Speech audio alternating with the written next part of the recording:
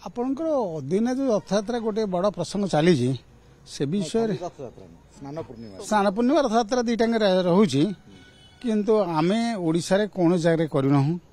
ଭାରତ ବର୍ଷରେ କୌଣସି ଜାଗାରେ ନ ହେବା ପାଇଁ ମଧ୍ୟ ଚାଲିଛି ବୋଧେ ହେଉନାହିଁ ସେଥିପାଇଁ ଆମେ ଚିନ୍ତା କରିଛୁ ବିଦେଶରେ ଯେଉଁଠି ହେଇଯାଉଛି ସେ ହାତ ଗୋଡ଼ ଆମର ପାଉନାହିଁ ଏଇଟା ହେଉଛି କଥା ତାପରେ ଆମେ ଯେଉଁ ଜାଗାରେ ଅଛୁ ଆମେ ସେଥିରେ ଆମର ଯେକୌଣସି ଜିନିଷ ହେଲେ ଆମେ ଯେଉଁ ରିଜିଓନାଲ ସେଣ୍ଟର ଆମମାନଙ୍କର ମତାମତ ରହିଲେ ସେଇଟା ଭଲ ହୁଅନ୍ତା ଆମମାନଙ୍କୁ ଯେତେବେଳେ ଅଣଦେଖା କରି ହେଇଯାଉଛି ତେଣୁ ଆମେ କିଛି ସେଠି କହିପାରୁନି ଏଇଟା ମଧ୍ୟ ବି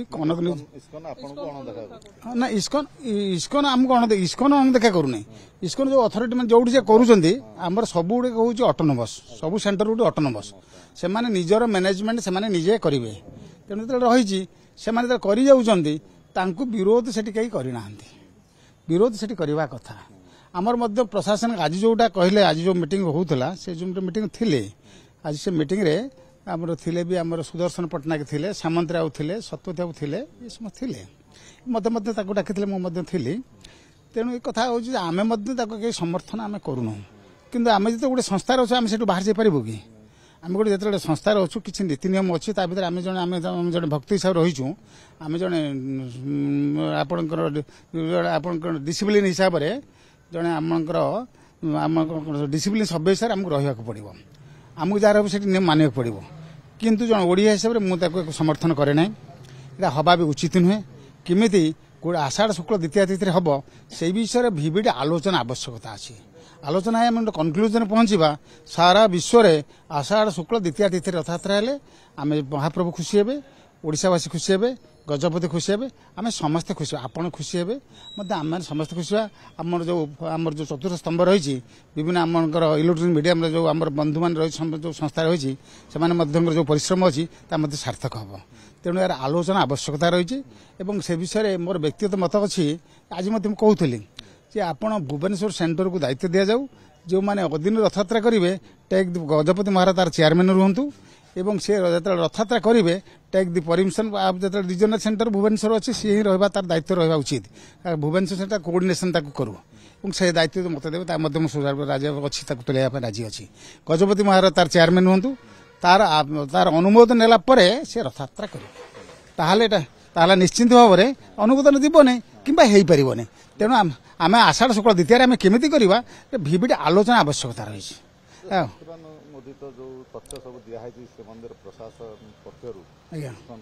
ସେଟା ସବୁ ଇସ୍କନ ଏଟାକୁ ତର୍ଜମା କରି ଗ୍ରହଣ କରିବା କଥା ଆଜ୍ଞା ସବୁ ଗ୍ରହଣ କରିବା କଥା ସମସ୍ତେ ଗ୍ରହଣ କଲେ ମୁଁ ଖୁସି ହେବି ମହାପ୍ରଭୁ ମଧ୍ୟ ଖୁସି ହେବେ ଏବଂ ଯେଉଁମାନେ ଆମେ ସମସ୍ତେ ଚିନ୍ତା କରୁଛନ୍ତି ଓଡ଼ିଶାବାସୀ ଆମେ ସମସ୍ତେ ଖୁସି ହେବା ଏଇଟା ହେଉଛି କଥା ତେଣୁ ଯେ ମୁଁ ସେଥିରେ ଅମତ ନୁହେଁ ତେଣୁ ମଧ୍ୟ ମୁଁ ଚାହୁଁଛି ଆଷାଢ଼ ଶୁକ୍ଳ ଦ୍ୱିତୀୟା ତିଥିରେ ହେଲେ ଏଇଟା ମୋର ବ୍ୟକ୍ତିଗତ ମତ ମୁଁ ଇସ୍କନ ମତ କେମିତି ଦେବି ଆମେ ଏଇଟା ଯାହା ହେବ ନିଶ୍ଚୟ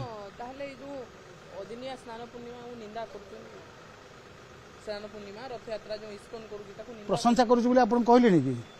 ପ୍ରଶଂସା କରୁଛୁ ବୋଲି କହିଲେଣି କି ଅଦିନିଆଟା ଅଦିନିଆ ଦିନିକିଆଟା ଦିନିକିଆ ସେଇଟା ଯେ ପ୍ରଶଂସା କରିନି ତ ମୁଁ ଆପଣଙ୍କୁ ତା ମାନେ ଇନଡାଇରେକ୍ଟ କ'ଣ କହୁଛି ଆପଣ ବୁଝିପାରିବେ ଏଇଟା ହେଉଛି କଥା ତେଣୁକରି ଆମେ କୌଣସି ଜିନିଷ ତିଥି ସବୁଥିରେ ଗୋଟେ ନୀତି ନିୟମ ରହିଛି କୌଣସି ପରମ୍ପରା ବା ତାଙ୍କର ଯୋଉ ଚାଲିଛି ଜାନିଜାତ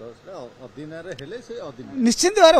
ଅଦିନିଆଟା ଅଦିନିଆ ଆମେ ତାକୁ କହିବା ନା ଏଟା ଠିକ ବୋଲି କିନ୍ତୁ ଶାସ୍ତ୍ରରେ ଅଛି ଶାସ୍ତ୍ରରେ ମଧ୍ୟ ରହିଛି ଯଦି 3-4ଟି ତିଥି ରହିଛି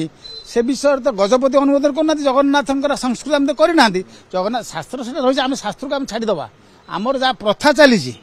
ଆମର ରହିଛି ଆଷାଢ଼ ଶୁକ୍ଳ ଦ୍ୱିତୀୟା ତିଥିରେ ଆମେ ରଥଯାତ୍ରା କରିବା ସେଇଟାକୁ ଆମେ କେମିତି କରିବା ସେଇଟାକୁ ଆମେ ଭିଭିଡ଼ ଆଲୋଚନା ଦରକାର ଅଛି ଆଲୋଚନା କରି ତାକୁ ଆମେ କନକ୍ଲୁଜନରେ ପହଞ୍ଚିବା ସାରା ବିଶ୍ୱରେ ଆଷାଢ଼ ଶୁକ୍ଳ ଦ୍ୱିତୀୟା ତିଥିରେ କେମିତି ରଥଯାତ୍ରା ହେବ ଏଇଟା ହେଲା ସବୁଠାରୁ ବଡ଼ କଥା ଆଉ ଯେ ଆମେ ତାକୁ କହିଦେବା ଇସ୍କନ ବାଲାକୁ ଧରି ପକାଇବା ତାକୁ ମାରି ପକାଇବା ଧରି ପକାଇବା ଆମେ ତାକୁ ୟା ଦ୍ୱାରା କିଛି ହେବନି ସମସ୍ତଙ୍କର ଫଣ୍ଡାମେଣ୍ଟାଲ ରାଇଟ୍ ଅଛି ବ୍ୟକ୍ତିଗତ କନଷ୍ଟିଟ୍ୟୁସନ ସମସ୍ତଙ୍କୁ ରାଇଟ୍ ଦେଇଛି କିନ୍ତୁ ଆଲୋଚନା କରି ତାକୁ କନକ୍ଲୁଜନ ପହଞ୍ଚିକି ଏଇଟା ବନ୍ଦ କରିବେ ଏଇଟା ହେଲା ଆମର ହେଉଛି ନିଶ୍ଚିନ୍ତ ଆଜ୍ଞା ନିଶ୍ଚିନ୍ତ ଭାବରେ ସମସ୍ତେ ଜଗନ୍ନାଥ ପ୍ରେମୀ ମାନେ ବିରୋଧ କରିବା ଉଚିତ ହେଲେ ନିଶ୍ଚିନ୍ତ ଭାବରେ ସେଟା ନିଶ୍ଚିତ ବନ୍ଦ ହବ ହେଇପାରେ ହେଲା ହେଇନି କାହିଁକି ହେଲା ଏଇଥର ଯୋଉ ହଉଥିଲା ବୋଷ୍ଟନ ନେତା ମଧ୍ୟ ହେଲା ତାକୁ ବୁଲେଇତାରେ କହିଲେ ସିନା କିନ୍ତୁ ସେ କହିଲେ ସେଟା ବି ସେଠି ବନ୍ଦ ହେଲାନି କାହିଁକି ନିଶ୍ଚିନ୍ତ where there is will there is ହୁଏ ଗୋଟେ ଇଚ୍ଛା ଥିଲେ ନିଜ ଉପାୟ ନିଶ୍ଚୟ ଆସିବ ଆମେ ଯଦି ଗୋଟେ ଉପାୟ ବାହାର କରିବା ନିଶ୍ଚୟ ଭିଭିଡ଼ ଆଲୋଚନା ଆବଶ୍ୟକତା ଅଛି ଆଲୋଚନାରେ କନକ୍ଲୁଜନ ପହଞ୍ଚିବାର ଅଛି ଏବଂ ସାରା ପୃଥିବୀରେ ଗୋଟିଏ ଦିନ ରଥଯାତ୍ରା କେମିତିକା ହେବ ସେ ବିଷୟରେ ଆମେ ସମସ୍ତେ ଆଲୋଚନା କଲେ ମହାପ୍ରଭୁ ଖୁସି ହେବେ ଆପଣ ଖୁସି ହେବେ।